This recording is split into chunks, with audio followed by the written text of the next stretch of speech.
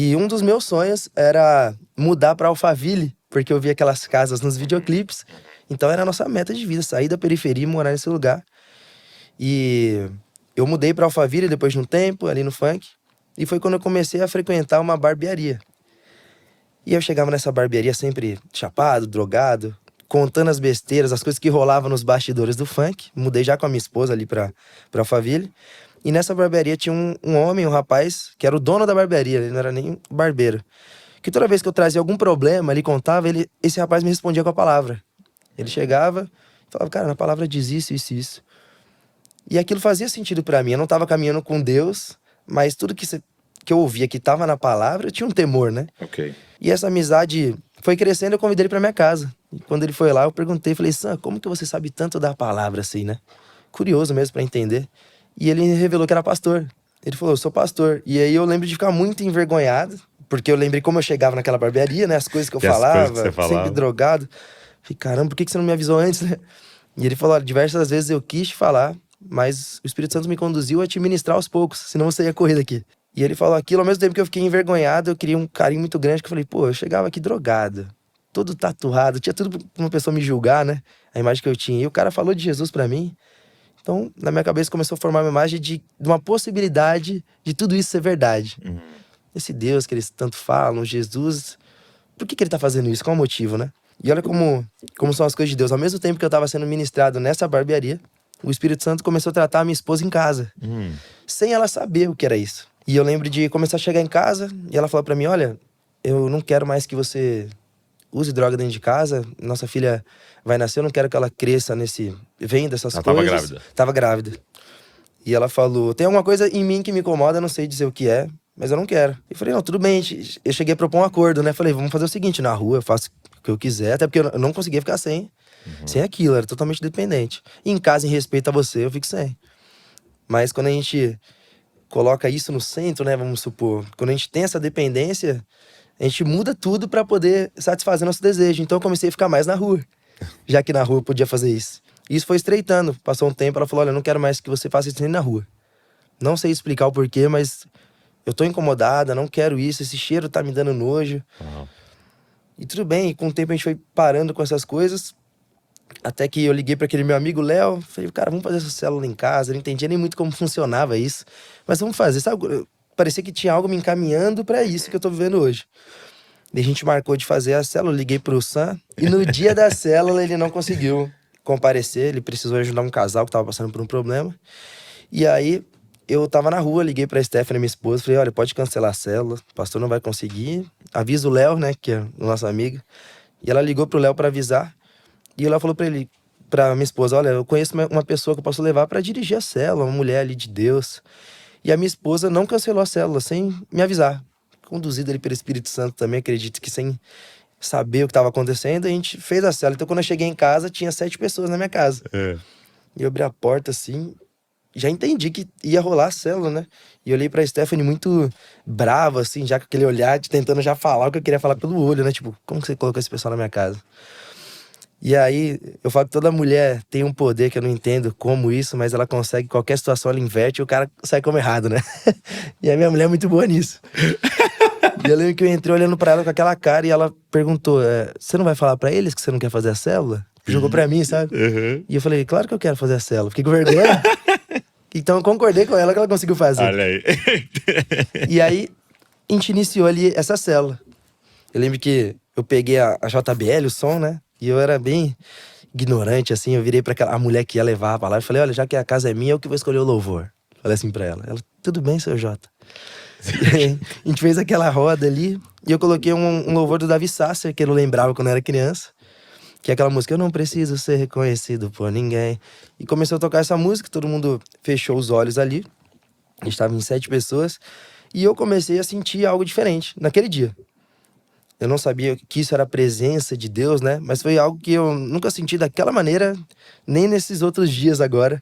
Mas eu comecei a sentir como se eu pudesse ilustrar isso, era como se fosse uma barrinha preenchendo, assim, sabe? Como se fosse uma coisa me enchendo desde os meus pés.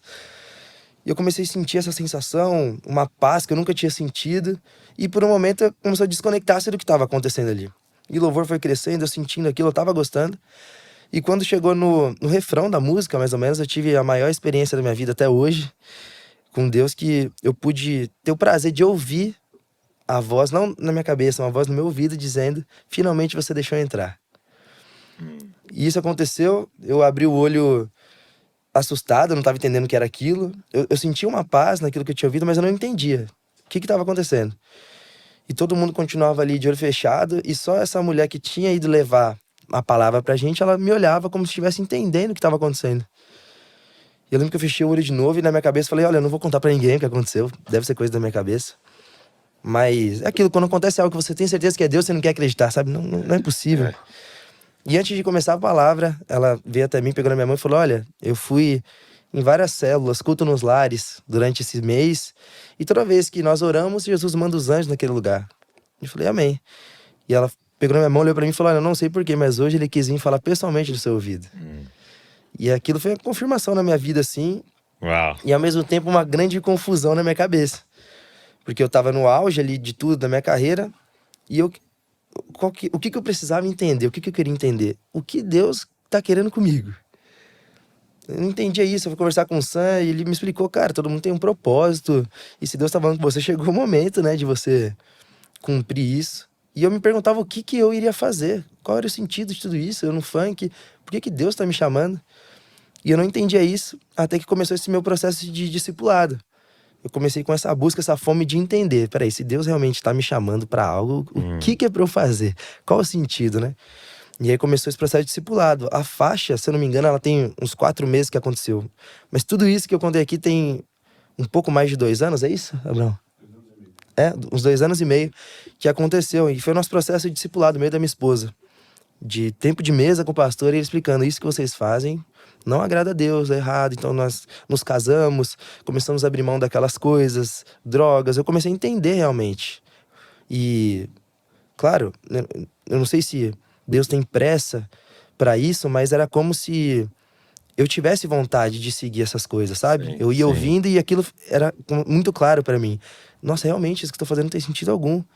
E eu comecei a abrir mão de todas essas coisas. A gente passou durante esse tempo sendo discipulado, até que chegou num momento onde Deus foi muito claro com a gente aprendeu a jejuar, a gente tava criando essa intimidade com Deus. E nesse processo, você ainda fez o seu show. Cumprindo tudo normal, e no melhor momento da carreira. E durante o show eu comecei a sentir alguns incômodos. Era como se eu não fizesse mais parte do ambiente. Então tudo aquilo que eu adorava, aquele momento de show, as pessoas me olhando, me aplaudindo, cantando junto, tá? Era como se, não era uma visão aberta, mas era como se eu pudesse sentir aquelas pessoas, sabe? Tipo, pessoa menor de idade, se drogando. Tipo, eu começava a entender: isso não tá certo. Que eu tô usando o que eu sei fazer pra isso? Não tem sentido. E eu começava a diminuir o tempo do show, sabe? Tipo assim, o show que era 1 hora, ia virando 40, então eu não me sentia bem. Crise de ansiedade, eu não tava entendendo toda essa mudança na minha vida. Até que chegou um momento onde Deus começou a ser muito claro nas nossas orações que era pra eu abrir mão desse trabalho. E foi onde eu tentei ignorar. Porque começou a mexer no meu bolso, né? Falei: não tem sentido. Eu batalhei tanto, eu sei de onde eu saí. Onde eu cheguei agora, o que eu tô ganhando hoje é muito difícil. E eu vou ofertar ainda, né? É vou isso. ajudar a obra missionária. Eu vou fazer minha parte, eu oferto, eu tô ajudando as pessoas. E eu tentando fugir, aquilo me incomodava demais. Deus fazia de tudo pra me mostrar, sabe? E incomodava sua esposa também? Incomodava o tempo todo. Tanto que chegou um momento onde eu vi que eu não tinha pra onde ir. Era tipo assim, eu já não queria mais. Não é que eu não tava mais querendo ouvir Deus. Eu mesmo não me sentia bem naquele lugar. Ele foi mudando as suas vontades, Sim, né? o Espírito me constrangia 100%, assim. E aí eu falei: vou conversar com a minha esposa, e eu não faço ideia da reação dela. Falei: amor, a gente precisa conversar. Eu tô sentindo que eu tenho que largar tudo isso. E ela, na hora, testificou, falando: olha, eu sabia que esse dia ia chegar. Eu também não me sentia bem, eu tava incomodado. Porém, a gente teria que falar com os empresários, né? A gente tava no nosso melhor momento. E qual foi a grande coisa? Eu era de uma produtora muito grande de funk. E aí, quando chegou nesse meu melhor momento de carreira, uma nova produtora foi criada. E eles queriam um artista do momento para poder alavancar essa produtora no mercado. E eles me compraram. E eles pagaram, na época, 3 milhões de reais pra essa outra produtora. E eles só me transferiram. Se fosse um passe. Isso, esse dinheiro foi pro empresário, eu só continuei fazendo o que eu fazia em outra produtora. E a produtora começou em 6 meses eu me converti. Então eu tive que falar com eles E aí chegou um dia, todo mundo jejuando junto, né, pastor? E a gente chegou, nesse dia eu fui lá conversar com o empresário. Entrei na sala com ele, não sabia o que ia acontecer. E falei, cara, eu não sei se você vai me entender, mas Deus tá mandando eu abrir mão de tudo isso. Tá mandando eu parar. E eu não conseguia nem explicar pra ele pra onde eu iria, sabe? Sim. Eu só entendi que naquele momento o que eu precisava fazer era isso. E ele não entendeu muito, ele começou a rir. E ele falou assim, olha, você sabe que se você fizer isso, você nunca mais vai ganhar o que você ganha hoje. E era exatamente o que me pegava. E naquele momento eu lembro que eu respirei, pensei, era muito o que a gente tava falando sobre o livro Olhe pra Jesus. Foi como se fosse isso naquele momento, como se eu tivesse olhado e eu falei, não é sobre isso. E não que eu falei isso com clareza, falei isso com dúvida entre a minha carne e o meu espírito, né? Não é sobre isso, mas ao mesmo tempo, realmente, se eu fizer isso, eu nunca mais vou ganhar isso. Mas eu falei, não é sobre isso. E tá tudo bem se eu não me entender, mas eu tô decidido. Eu não vou mais divulgar as casas de aposta, os contratos que a gente tinha, que a gente recebia muito bem por isso. A gente ia acabar de fechar já tava um tempo no contrato, era R$200 mil por mês pra gente postar. E era contrato de 2 anos pra frente. E eu falei, eu não vou mais postar, eu não quero fazer os shows. Eu já cumpri tudo que tinha pra cumprir da agenda até aqui sem eu querer. E ele falou, tudo bem, se é o que você quer, porém eu não sou seu empresário. E na hora eu não entendi. Então você não sabia que você tava nessa outra? Não, eu já estava nessa outra. O empresário dessa outra produtora, ele virou pra mim e falou, olha, mas eu não sou o dono, eu não sou o empresário disso tudo aqui. Tá. Eu falei, como assim? Ele falou, olha só, eu só represento isso, mas... E aí foi quando eu comecei a entender que o crime organizado fazia parte, eles tinham investido naquilo, então quem me comprou não tinha sido aquele empresário. E eu comecei a pensar, onde que eu tô entrando? Tipo assim, o que eu tô fazendo, sabe? E ao mesmo tempo, Deus fazia questão de me deixar muito claro que fazia parte do plano. Que era o que... O pessoal pergunta, como você fez tudo isso? Não tinha medo? Era o que me acalmava. Falei, tudo bem, Deus, então eu vou dar mais um passo. É por aqui? Tudo bem. E confiando, aprendendo a obedecer. E aí foi quando a gente teve que conversar com esses caras que são envolvidos nisso, né? E eles falaram, a gente quer nosso dinheiro. Você quer sair, tudo bem, mas a gente quer nosso dinheiro. Quando a gente pagou, foi de uma vez. E aí, lembra que eu te falei que todo o dinheiro que eu ganhava, eu gastava, eu nunca guardei dinheiro. Eu não tinha ideia nenhuma, eu tinha um custo de vida altíssimo. E como eu ia pagar isso?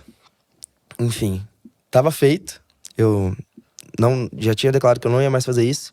E comecei a viver totalmente da dependência de Deus. A entender o que era isso, a obedecer. E a minha família começou a passar um período debaixo de ameaça mesmo.